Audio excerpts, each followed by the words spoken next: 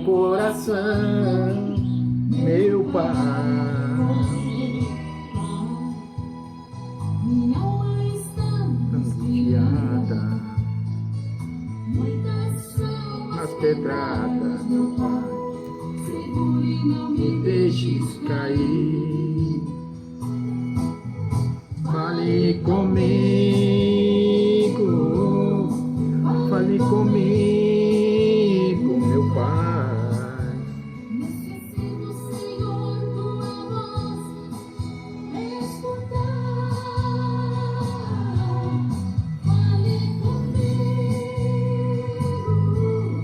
Fale comigo, meu Pai. Meus ouvidos estão atentos ao meu teu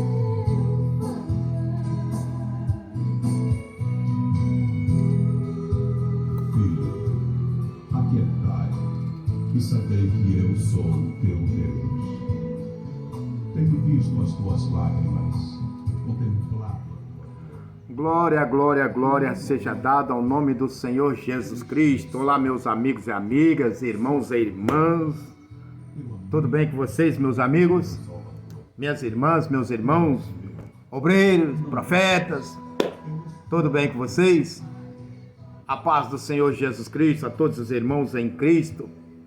Mais uma vez aqui é o vosso amigo presbítero, missionário Deronildo Santos, Ministério Missão, um projeto do coração de Deus, trazendo mais uma palavra da parte de Deus para todos. Você que gosta desse conteúdo, né? Gosta desse tipo de mensagem, dá um cliquezinho, curte, comenta, compartilha, para que essa mensagem possa chegar ao máximo possível de pessoas e conhecer a palavra. Quer ouvir Deus falar? Abra a Bíblia. Quer ouvir Deus falar? Hoje, agora, pegue a tua Bíblia. Vamos estudar. Vai ser um breve estudo. Na verdade, é mais uma reflexão, um pensamento. Glórias a Deus. Talvez alguns podem não gostar, ou muitos podem não gostar, mas eu vou falar, porque tudo que é da palavra de Deus é proveniente de Deus. Disse a palavra de Deus, quer ouça, quer deixe de ouvir. Foi Deus quem falou ao profeta Ezequiel. E Ezequiel vai fazer parte do meu estudo. Então, meus amados, curte, comente, compartilhe esse vídeo para que chegue ao máximo possível de pessoas. O que eu quero falar nesta oportunidade, e peço que você compartilha com força, sem medo, esse vídeo. E antes de compartilhar, um conselho: pega a sua Bíblia, pega umas canetinhas, pega uma folha de papel e confira na Bíblia.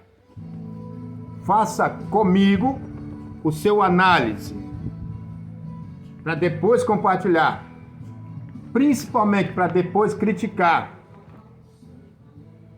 e não falar que é o presbítero que está falando coisas da minha cabeça ou do meu coração. Não, é única e exclusivamente a palavra. Então isso, na verdade, meus amados, é uma reflexão que eu estou fazendo diante de tantas coisas que nós estamos vendo, estamos assistindo pelas internet, que infelizmente está uma vergonha a nível nacional. Vou falar em alto e bem claro. Está uma vergonha pertencer ou participar de muitas igrejas. Está uma vergonha ouvir muitos que se dizem profetas, homens e mulheres de Deus.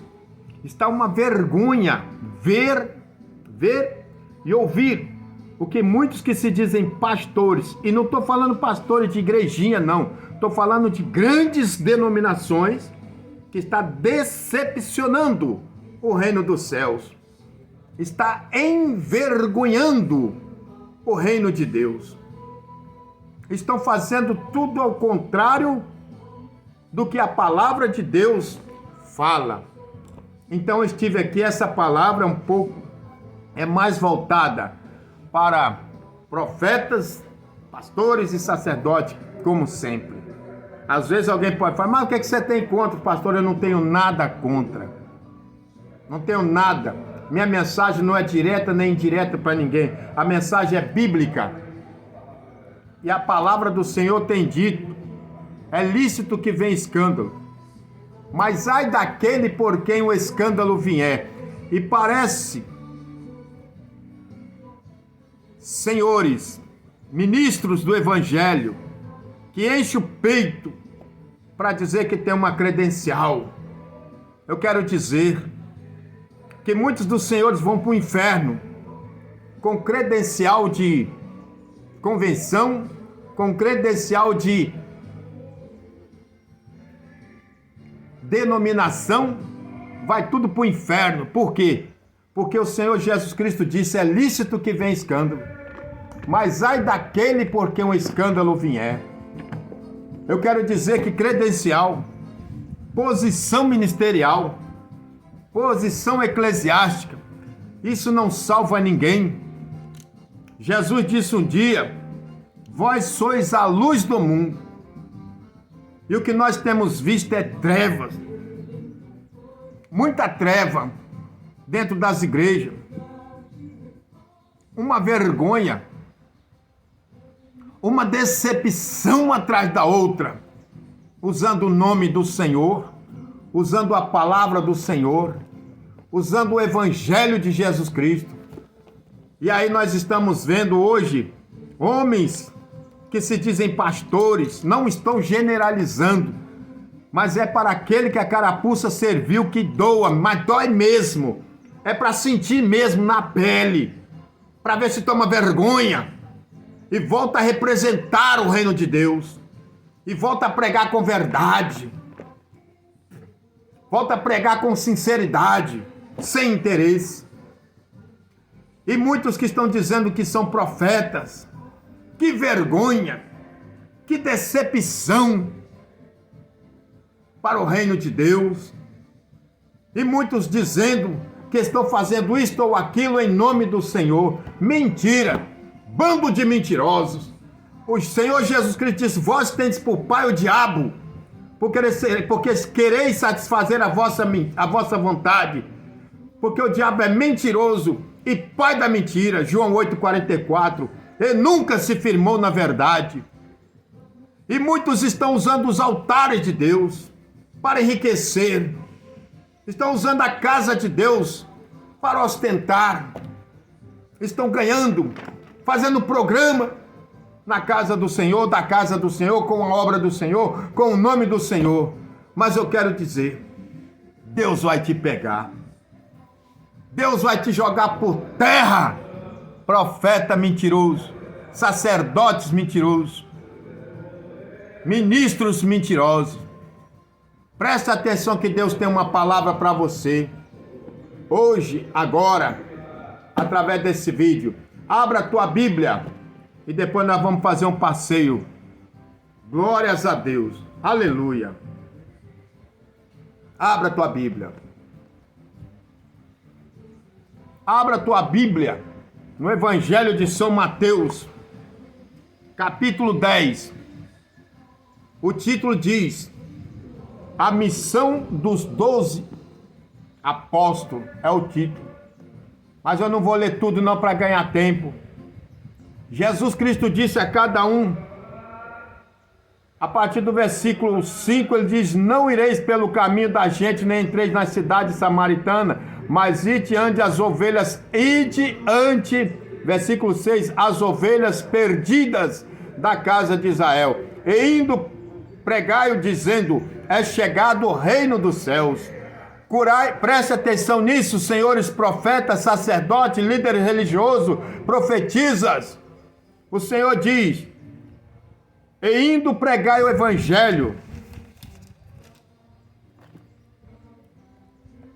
dizendo: é chegado o reino dos céus. Primeira, curai os enfermos. Segundo, purificai os leprosos. Terceiro, ressuscitai os mortos. Quarto, expulsai os demônios. De graça recebeste e de graça dai. Pronto, fica por aqui. Mateus capítulo 10, versículo 8. Curai os enfermos, purificai os leprosos, ressuscitai os mortos, expulsai os demônios. De graça recebeste, de graça dai. O problema, a vergonha é que muitos dos senhores que estão nas lideranças, muitos dos senhores que estão dizendo que são profetas, que estão dizendo que são homens e mulheres de Deus, estão, na verdade, envergonhando o reino de Deus, estão decepcionando a palavra de Deus, o nome do Senhor Jesus Cristo. Por quê? Porque o Senhor Jesus Cristo disse: de graça recebeste, de graça dai, é a Bíblia. Porém, muitos têm tentado se auto-justificar quando diz: mas o obreiro é digno do seu salário. Sim, é verdade. Quando se diz salário, quando se diz obreiro, fala-se de trabalho.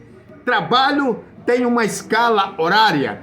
Trabalho tem um período de horas, dias, semanas e meses. E os senhores não apresentam nem horas de trabalho, que deveria ser chamado trabalho no mínimo 6 a 8 horas. Isso não é oferecido, para começar.